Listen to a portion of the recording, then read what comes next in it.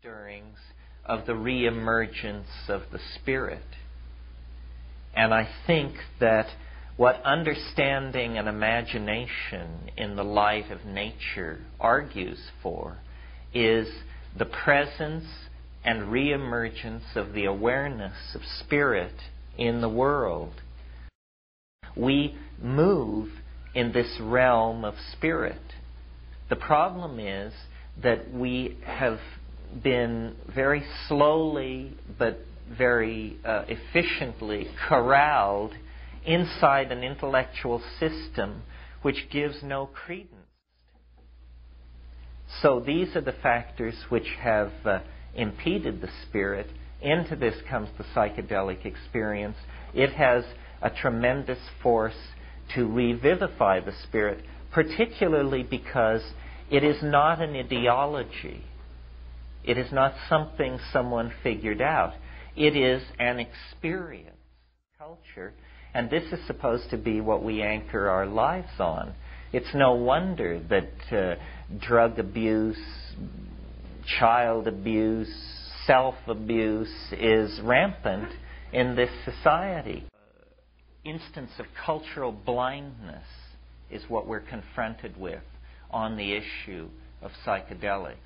Psychedelics are, to the science of psychology, what the telescope was to astronomy in Galileo's time.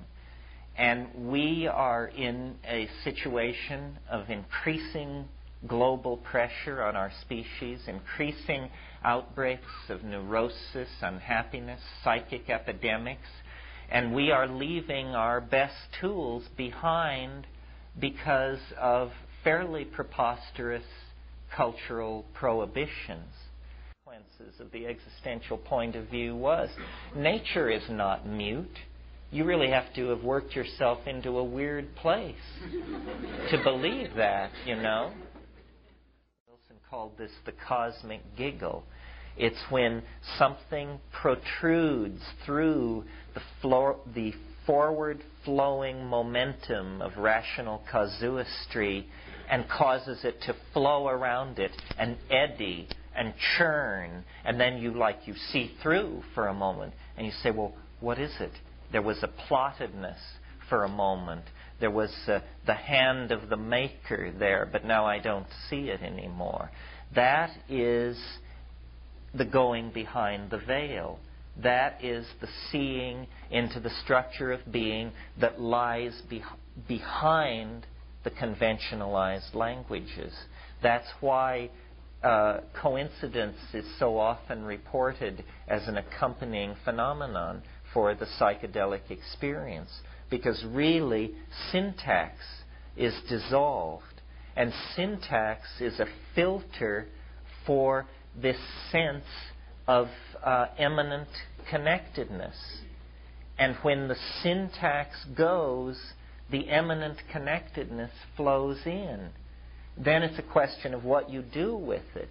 If it causes you to believe that you are going to save the world, then you haven't gotten the message right. That's inflation. And inflation is very bad. It drives up interest rates. So if you get that kind of a take on it, you are misusing it. That, each one of us in our own living room can be this Magellan, can penetrate into these dimensions. The ability to turn ourselves into whatever we wish to be. This comes through the union of imagination, through understanding, into nature. The psychedelic hallucinogens are the catalysts. The minds that they touch become the catalysts within the society in general. And from there, the fashions, the social forms, the kinds of conscientiousness, the innate decency that is called forth by the authenticity of the experience is what will transform us. I mean, in the same way that an affair can become a love affair if there is mutual authenticity of behavior rather than simply a kind of flirtation.